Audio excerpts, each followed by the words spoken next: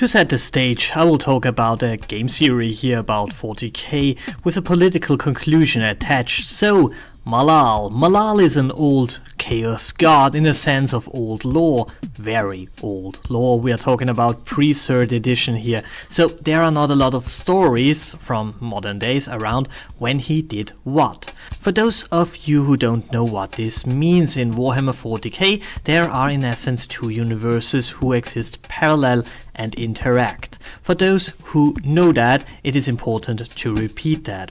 So there is the normal space and the immaterium. Normal space is pretty much what we know, with lengths and heights and so on, and time, and all of these things act very predictably and quite linear. And there is the immaterium, which is different somehow. Time flows sometimes fast, sometimes slow, sometimes not at all, and what have you not. Or you go a straight line and you end where you started, or somewhere in the way there. In other words, a pretty wacky place, inhabited by, let's call it, life forms, demons, who are born from feelings. The greater chaos gods are manifestations in the sense of rage, change, disgust and lust, so the more common a feeling is, the stronger the manifestations are becoming in the warp. Reaching a certain level, the immaterium critters can interact with normal space, at first by whispering to people and in the end by a whole manifestation as a real entity. All of these entities try to increase power. Why not? And how do they do that? Well, the god of disease and pestilence, for instance, gets more power if more people are sick, so spreading sickness and disease is his way of increasing his power within the warp and therefore in the real world as well. So every emotion that is around will manifest in the warp. As more common and more similar these emotions are, the more powerful, because more homogeneous, the entities linked to these emotions will become. So, since the fall of the Elder, fear and especially hate against chaos that exists in the moment, because the warp used to be a much nicer place in the past, is now quite strong. The Imperium and also the Eldar make pretty much sure that everyone in their culture hates chaos, and I repeat, hate chaos primarily, fear it secondarily. Even the orcs hate these spiky bastards in their own way. The hate against chaos manifests in different ways, one of which seems to be Malice or Malal. There is a lot of speculation around this entity, but the most important one is that it makes sense that the hate against chaos manifests within the warp and creates an entity whose sole goal is to destroy this very thing that spawned him.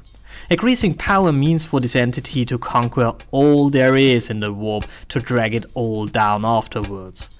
While the other chaos gods want to be kings in their certain domain and want to expand it to everything, to rule everything, this entity wants to be the last man standing, to be able to kill the last chaos entity, which means himself. Which is of course impossible, because the moment the other entities would become weaker, they could not manifest anymore in the real world, and stories about chaos would become fairy tales and the hate against chaos would diminish. The other extreme would be that once chaos would become so strong that it would dominate the normal space as a force, and behaves as it does, the hate against it, and also the hate between the followers of the diverse greater god against each other, would boost Malal to become the strongest entity there is, and therefore reduce the power of the other chaos gods.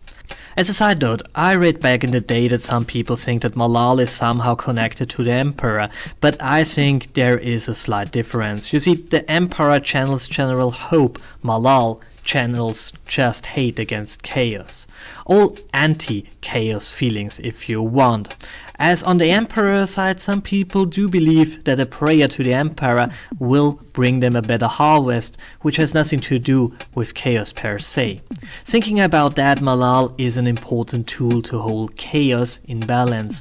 If the warp is weak, he vanishes. If it becomes stronger and more terrible, he becomes so mighty that he is able to follow his goal of destroying the warp. In a sense, the warp needs Malal more than any other entities to stay in the sweet spot of power.